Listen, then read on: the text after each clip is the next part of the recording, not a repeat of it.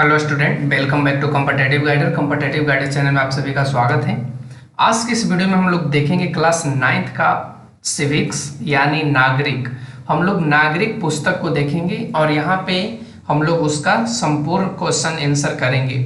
आज के इस वीडियो में हम लोग बात करेंगे चैप्टर नंबर 1 जो लोकतंत्र देख रहे हैं आप सभी, जो लोकतंत्र क्या और लोकतंत्र क्यों, इसके बारे में, यानी पूर्णतः यह जो चैप्टर रिलेटेड है वो पूर्णतः लोकतंत्र के बारे में है कि लोकतंत्र क्या है, लोकतंत्र क्यों हुआ, मतलब लोकतंत्र क्यों जरूरी है। तो इन सारे चीजों को इसमें व्याख्या किया गया था। इस चैप्टर में आपको संपूर्ण तरीके से इसमें समझाया गया है। इस चैप्टर में अगर आप लोग इस चैप्टर को नहीं पढ़े हैं तो कमेंट सेक्शन में कमेंट करना, इसको अच्छे से पढ़ाने की कोशिश जरूर करूंगा। और आप सभी अपना सहयोग जरूर इस वीडियो पे बनाए रखें, क्योंकि यहाँ पे इसका पीडीएफ भी आपको डिस्क्रिप्शन में मिल जाएगा। इसका पीडीएफ आपको डिस्क्रिप्शन में मिल जाएगा, आप वहां से डाउनलोड करके आप इसका आंसर क्वेश्चन भी खुद से कर सकते हो। तो चलिए आज की इस वीडियो में बात कर लेते हैं, इसको स्टार्ट कर देते हैं। तो क्वेश्चंस किस प्रकार से, क्वेश्चन फर्स्ट में देखिए यहाँ से पूछा गया है। क्वेश्चन फर्स्ट में कि यहाँ पे 4 देश दिए गए हैं, ठीक है ना। चारों देश के बारे में कुछ सूचनाएं दी गई है और उन चारों देश के बारे में जो सूचनाएं दी गई है उनके आधार पे आपको यहाँ पे क्या करने हैं, वर्गीकरण करना है, आपको छांटने हैं। क्या क्या चीज छांटने हैं, एक तो आपको लोकतांत्रिक छांटने हैं, फिर उसके बाद अलोकतांत्रिक। देखिए यहाँ पे दोनों सेम चीज हो गया, ये एक होगा यहाँ पे अलोकतांत्रिक और एक होगा पक्का नहीं। ये आपको लिखने हैं, वर्गीकरण करने हैं, जो देश के बारे में सूचनाएं दी गई हैं उनको पढ़कर।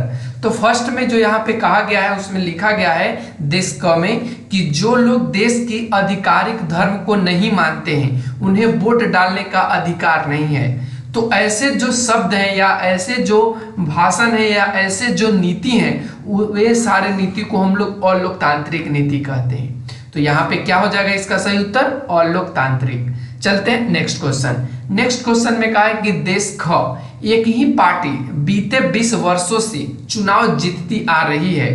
अब ये बताना है कि क्या ये लोकतांत्रिक है, अलोकतांत्रिक है या क्या है। तो जाहिर सी बात आप समझिए कि एक पार्टी 20 वर्षों से चुनाव जीतती आ रही है, इसका मतलब है कि अबरी बार शायद ये पक्का नहीं है कि वही जीत सके। अबरी बार ये पक्का नहीं है कि शायद वही जीत सके, क्योंकि बदलाव लोकतंत्र का ही नियम है। तो यहाँ पे क्या लिखा जाएगा, पक्का नहीं, ठीक है ना। क्वेश्चन ग में कहा है कि देश ग में पिछले 3 चुनावों में शासक दल को पराजय का मुंह देखना पड़ा। यानी 3 जो लगातार चुनाव हुए हैं उनमें जो शासक दल रहे उनको क्या देखना पड़ा, पराजय, यानी उनकी हार हो गई। तो क्या यह लोकतांत्रिक है या अलोकतांत्रिक है, तो ये लोकतांत्रिक का ही देने, क्योंकि लोकतंत्र में निष्पक्ष चुनाव होता है। जनता अपने मन से, अपने मत से अपने पदाधिकारी, या कह सकते हो पदाधिकारी नहीं, या यहाँ पे राजनीतिक दल को चुनती है, या अपने राजा को या अपने शासक को चुनता है, ठीक है ना। तो यहाँ पे क्या हो जाएगा, लोकतांत्रिक। घ में कहा है कि यह स्वतंत्र चुनाव आयोग नहीं है। यहाँ स्वतंत्र यानी जो देश घ है उसमें स्वतंत्र चुनाव आयोग नहीं है। तो ऐसे जो देश होंगे वहां अलोकतांत्रिक शासन व्यवस्था देखने को मिलेगी। तो यहाँ पे क्या भरा जाएगा, अलोकतांत्रिक। चलते हैं next question. Next question number 2 में यहाँ से फिर देखिए क्या है। यहाँ 4 अन्य देशों के बारे में भी कुछ सूचनाएं दी गई हैं। इन सूचनाओं के आधार पर इन देशों का वर्गीकरण आप किस तरह करेंगे, और इसके आगे आपको लोकतांत्रिक, अलोकतांत्रिक और पक्का नहीं, ये चीज तीनों में से लिखना है कि क्या लोकतांत्रिक लिखा जाएगा, अलोकतांत्रिक लिखा जाएगा या पक्का नहीं है लिखा जाएगा। तो आपको ध्यान में रख करके उत्तर देने हैं। तो चलिए देख लेते हैं क्वेश्चन। क्वेश्चन फर्स्ट में कहा है देश च, यानी हम लोग वहां तक घ तक ले बात कर लिए थे, अब ये हम लोग बात करेंगे अगले क्वेश्चंस पे। तो कहा है कि संसद सेना प्रमुख की मंजूरी के बिना सेना के बारे में कोई कानून नहीं बना सकती। संसद जो है वह सेना प्रमुख की क्या चाहेगा, स्वीकृति चाहेगा। यानी सेना प्रमुख कहेगा संसद को कि, या संसद को मंजूरी देगा कि सेना के बारे में आपको कोई भी कानून बनाइए।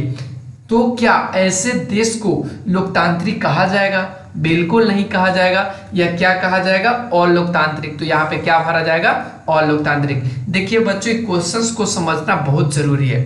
सिर्फ आप लोग आंसर राइटिंग कर लोगे तो ये बहुत बड़ा मायने नहीं रखता है। आपको क्या होना चाहिए? समझ में आना चाहिए क्वेश्चन कह क्या रहा है और इसको कैसे हम लोग समझ के उत्तर दें। तो ये चीज आपको ध्यान में जरूर रखना होगा।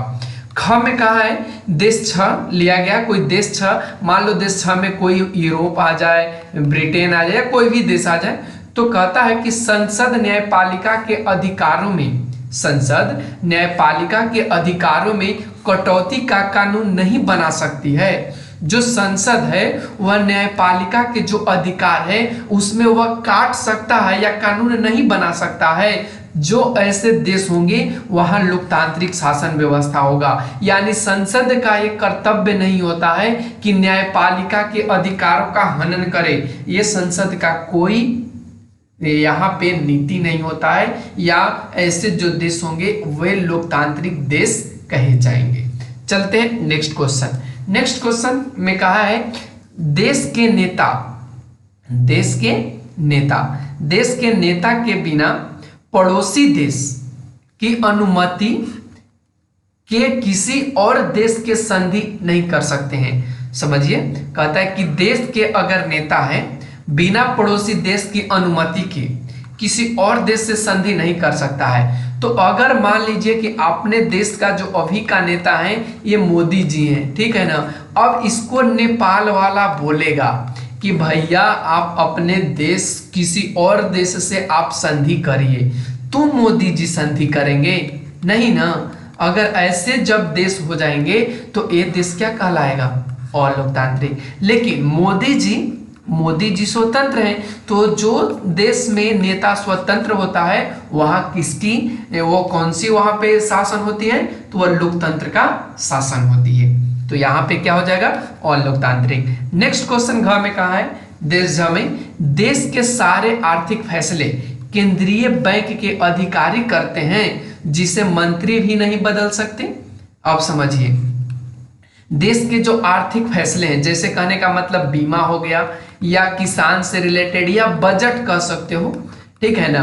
अब इससे रिलेटेड खाली केंद्रीय बैंक वाले अधिकारी करेंगे, तो बताओ ये वित्त मंत्री होने का क्या मतलब होता है? ये वित्त मंत्री होने का क्या मतलब है? कुछ नहीं ना। तो ऐसे जो देश होंगे वहां क्या हो जाएंगे? अलोकतांत्रिक शासन व्यवस्था। तो समझ पा रहे होंगे क्वेश्चंस को। चलते हैं नेक्स्ट क्वेश्चन।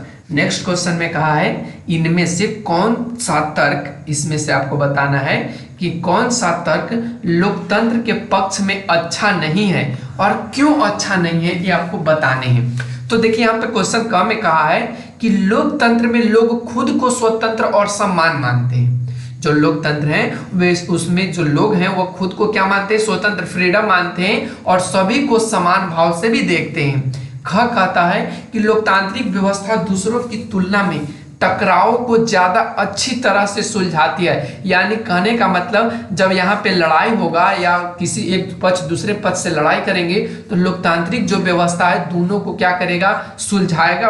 कहेगा कि भैया देखो मैनेज किसी तरीके से कर लो, यहाँ पे लड़ाई टकराव की व्यवस्था मत लाओ, यहाँ पे टकराव की स्थिति को उत्पन्न मत करो। तो क्या ये लोकतांत्रिक व्यवस्था कर सकती है? और ग में दिया है कि लोकतांत्रिक सरकार लोगों के प्रति ज्यादा उत्तरदायी होता है। यानी जो जिसको लोगों का अधिकार, या कह सकते हैं कि जो जिस सरकार को लोकतंत्र चुने यानी आम लोग चुने, क्या वैसे सरकार लोगों के प्रति ज्यादा उत्तरदायी करने का मतलब उसके प्रत्येक प्रश्नों का उत्तर देने का उसके पास क्या होता है? उसके पास एक तरह से अधिकार कह सकते हो या कह सकते हो कि उसको जिम्मेवारी होता है कि वह लोगों के जो भी प्रश्न है उसका वो उत्तर दे। तो क्या ये लोकतंत्र का है? क्या ये लोकतंत्र के पक्ष में है? आप जरा विचार करिए। घ में कहता है कि लोकतांत्रिक देश दूसरों की तुलना में ज्यादा समृद्ध है होते हैं, जो लोकतांत्रिक देश होते हैं वो दूसरों की तुलना में ज्यादा समृद्ध होते हैं, क्या ये भी लोकतंत्र के पक्ष में है? तो देखिए ये तीन जो चीज आपने देखा, इसमें क्या होता है कि लोकतंत्र में खुद को स्वतंत्रता तो मिलती ही है, साथ में लोकतंत्रीय व्यवस्था दूसरों की टकराव को सुलझाता भी है, और लोकतांत्रिक जो सरकार होते हैं वे लोगों के प्रति ज्यादा उत्तरदायी होती हैं। लेकिन जो लोकतांत्रिक देश होते हैं वह दूसरों देश की तुलना में ज्यादा समृद्ध नहीं होते। एग्जाम्पल में आप भारत लो और ये अमेरिका से तुलना करो, ठीक है ना। अमेरिका में भी लोकतांत्रिक शासन है, वहां भी वोट डाले जाते हैं, तो इससे तुलना करो भारत का। क्या भारत अमेरिका से समृद्ध है? अब जरा कमेंट सेक्शन में जरूर बताना। चलते हैं इसका उत्तर देखते हैं। उत्तर में हमने लिखा है, देखिए यहाँ पे घ आपका यहाँ पे तर्क लोकतंत्र के पक्ष में नहीं है, और क्यों नहीं है इसका भी हमने यहाँ पे आपको अच्छे से बताया है कि यह आवश्यक नहीं है कि एक लोकतांत्रिक राज्य अन्य राज्यों की तुलना में अधिक समृद्ध हो। लोगों की समृद्धि और खुशहाली देश के आर्थिक विकास पर निर्भर करती है, न कि सरकार के स्वरूप पर। ध्यान रखेंगे, उसके किस चीज पर निर्भर करता है? विकास पर, न कि सरकार पर, ठीक है ना। हम लोग कह देते ना कि फलना सरकार ऐसे कर रहा, वैसे नहीं, वो आर्थिक विकास पर निर्भर करता है। हमें ऐसे अनेक उदाहरण मिलते हैं कि देश में लोकतांत्रिक सरकार के मौजूद होते हुए भी वहां लोगों की आर्थिक स्थिति बहुत अच्छी नहीं है, और एग्जाम्पल में आप भारत ले सकते हो। चलते हैं नेक्स्ट क्वेश्चन। नेक्स्ट क्वेश्चन में यहाँ पे कहा है, क्वेश्चन नंबर 4 में देखिए, यहाँ पे क्वेश्चन नंबर 4 में कहा है, इन सभी कथनों में आपको क्या करने हैं? इन सभी कथनों में कुछ चीजें लोकतांत्रिक हैं तो कुछ अलोकतांत्रिक, और इन चीजों को आपको अलग अलग करके लिखना है। जैसे क्वेश्चन क में कहा है, एक मंत्री ने कहा कि संसद को कुछ कानून पारित करने होंगे। एक मंत्री जी कहे, मान लो ये अमित शाह जी बोले कि भैया कुछ संसद में कानून पारित करने हैं, जैसे 2000 के नोट बंद करने थे ना, 2000 के नोट चालू करने थे और 1500 के नोट बंद करने थे, ठीक है ना। तो ये उन्होंने क्या करा, संसद में कहा कि ये कानून पारित होने चाहिए, और ये जो कानून है क्या इन्हें विश्व व्यापार संगठन के द्वारा जब वह बताएगा या वह पुष्टि करेगा, वह सर्टिफाइड करेगा कि नहीं इस पे नियम बनने चाहिए, तभी ये मंत्री करेगा, तभी ये अमित शाह जी करेंगे, नहीं ना। तो अगर ऐसे चीजें होंगे तो ऐसे देश को कहा जाता है अलोकतांत्रिक, लेकिन संसद कानून पारित करे ये कहा जाता है लोकतांत्रिक, ठीक है ना। संसद कानून पारित करे इसे कहेंगे लोकतांत्रिक, लेकिन हम जो कानून पारित कर रहे हैं वह दूसरों के सहयोग से या दूसरे की सहमति से पारित करेंगे, यह क्या कहा जाएगा? अलोकतांत्रिक। तो यहाँ पे लोकतांत्रिक और अलोकतांत्रिक इसमें भरा जाएगा। चलते हैं नेक्स्ट क्वेश्चन। नेक्स्ट क्वेश्चन में कहा है यहाँ पे कि चुनाव आयोग ने एक चुनाव क्षेत्र के सभी मतदान केंद्रों पर दोबारा मतदान का आदेश दिया जहां बड़े पैमाने पर मतदान में गड़बड़ी की गई थी। तो ये तो सही बात है कि चुनाव आयोग क्या कर सकता है, आदेश दे सकता है कि फिर से दोबारा चुनाव होने चाहिए, लेकिन ये जब होता है कि मतदान में गड़बड़ी हो रहा है तो ऐसे देश में अलोकतांत्रिक शासन व्यवस्था देखी जाएगी, ठीक है ना। तो यहाँ पे क्या भरा जाएगा? देखिए जो ब्लू कलर से है वही आपका उत्तर है, बाकी हमने यहाँ पे हाईलाइट करके आपको दिखा दिया है ताकि आपको पढ़ने और समझने में जल्दी हो सके और जल्दी अच्छे से समझ सके। ग में देखिए क्वेश्चन में कहा है, ग क्वेश्चन में कहा है कि संसद में औरतों का प्रतिनिधित्व कभी भी 10% तक नहीं पहुंचा। इसी कारण महिला संगठनों ने संसद में 1/3 आरक्षण की मांग करी। अब बताओ, ये तो अच्छा बात है कि महिलाओं हैं वो संसद में 1/3 स्थानों से एक तिहाई स्थानों के लिए आरक्षण का मांग करा। ये उसका क्या था? लोकतंत्र अधिकार था या उसका अपना अधिकार था लोकतांत्रिक देश होने के कारण। जबकि संसद में महिलाओं का जो प्रतिनिधित्व 10% से कम होना, यही क्या कहा जाता है, कहा जा सकता है अलोकतांत्रिक। क्या कहा जाएगा? अलोकतांत्रिक। चलते हैं next question, question number 5। Question number 5 में कहा है आपको कि देखिए यहाँ पे लोकतंत्र में अकाल और भूखमरी की संभावना कम होती है। यह तर्क दे कि इनमें से कौन सा कारण सही नहीं है। लोकतंत्र में अकाल और भुखमरी की संभावना कम होती है। जरा सोच के बताओ, अपना देश में तो लोकतंत्र है, क्या यहाँ पे अकाल और भुखमरी की समस्या नहीं होती है? अब यहाँ पे दिया गया कमी कि विपक्षी दल भूख और भुखमरी की ओर सरकार का क्या करे, ध्यान दिलाए। जो विपक्षी दल होंगे, जैसे विपक्षी दल में बात कर लें तो ये आपका राहुल जी हैं, राहुल गांधी, ठीक है ना, या कह सकते हो कांग्रेस अभी विपक्षी दल में है। तो बताओ, ये इनका कार्य होता है कि भूखमरी और भूख के समय सरकार को ध्यान दिलाएं, या स्वतंत्र अखबार देश के विभिन्न हिस्सों में अकाल की स्थिति के बारे में खबर दे सकते हैं, या सरकार को अगले चुनाव में अपनी पराजय का डर है, या लोगों को कोई भी तर्क मानने और उस पर आचरण करने की स्वतंत्रता है। तो इन चारों में से आप बताओ कौन सा कारण सही नहीं है। तो देखो, ये तीनों तो सही बात है कि विपक्षी दल ये कार्य करे, सरकार को बताए कि देखो भैया तुम तो सरकार में हो और देखो यहाँ पे भुखमरी है, तुम उसकी निदान करो। फिर ये जो अखबार है, मीडिया वाले हैं, इनका तो कार्य होता ही है कि विभिन्न हिस्सों में अकाल या कोई भी खबर पूरे भारत में या पूरे देश में दे। या सरकार को तो ये चीज होता ही है कि अगर हम इस अगले चुनाव में उसको डर है अकाल और भुखमरी से। लेकिन यहाँ पे ये जो तर्क आपका दिया गया है कि लोगों को कोई भी तर्क मानने और उस पर आचरण करने की जो स्वतंत्रता है, यही यहाँ पे तर्क संगत नहीं है। यही यहाँ पे क्या है, ये तर्क संगत नहीं है। और हमने उत्तर में भी लिखा है कि यह कहने के लिए तर्क संगत नहीं है कि लोकतंत्र में अकाल और भुखमरी की संभावना कम होती है। यह इसलिए किसी को या लोगों को, आज समझ सकते हैं, किसी को या लोगों को कोई भी तर्क मानने और उस पर आचरण करने की स्वतंत्रता नहीं देती। तो आप यहां से इसको देख सकते हैं। अब क्वेश्चन नंबर 6 पे बात करें। क्वेश्चन नंबर 6 में देखिए कहा है, किसी जिले में ऐसे 40 गांव हैं जहां सरकार पेयजल जैसे अभी नल जल योजना चल रहा है, तो आप समझ रहे हैं, जहां सरकार ने पेयजल उपलब्ध कराने का कोई इंतजाम नहीं किया, लेकिन अभी जो सरकार है वो कर रहा है। इन गांवों में लोगों ने एक बैठक की और अपनी जरूरतों की ओर सरकार का ध्यान दिलाने के लिए कई तरीकों पर विचार किए। इनमें से कौन सा तरीका लोकतांत्रिक नहीं है? आइए बात कर लेते हैं। उन्होंने ये तरीका अपनाया कि हमको क्या करना चाहिए, अदालत में पानी के लिए अपने जीवन के अधिकार का हिस्सा बताते हुए मुकदमा दायर करें कि देखो भैया सरकार है और लोकतांत्रिक देश में भी है, और ये जो आपका सरकार है ये मेरे यहाँ पेयजल या पानी की समस्या को निवारण नहीं कर रहा है।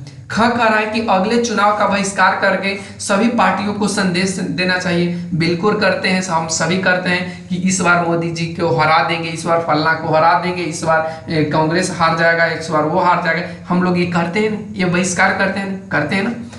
ऑप्शन ग में कह रहा है कि सरकारी नीतियों के खिलाफ जनसभाएं करना चाहिए। बिल्कुल है, जब सरकारी जो नीतियां बनी है, जो नियम बने, उसके खिलाफ आप आवाज उठा सकते हैं। ऑप्शन घ में दिया है सरकारी अधिकारियों को पानी के लिए रिश्वत देना, यही बहुत गलत बात है।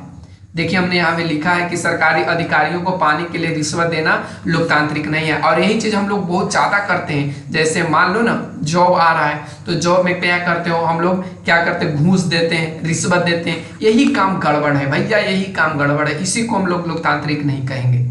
चलिए अब यहीं तक हम रखते हैं। बाकी यहाँ पे जो 7 नंबर से क्वेश्चंस हैं, 7 से लेकर आगे की, वह नेक्स्ट वीडियो में आपको प्रोवाइड कराया जाएगा। ऐसा क्यों? क्योंकि यहाँ पे वीडियो थोड़ा बड़ा हो जाएगा, आप शॉर्ट देखिए और अच्छे से समझिए। तो आज के लिए हम लोग यहीं तक रखेंगे। कैसा लगा वीडियो, आप लोग कमेंट सेक्शन में कमेंट करें। वीडियो अच्छा लगा तो लाइक करें और चैनल को सब्सक्राइब कर लें, और वीडियो को दोस्तों के पास भी शेयर कर दें। तो आज के लिए बस इतना ही। Thanks for watching, take care, bye bye.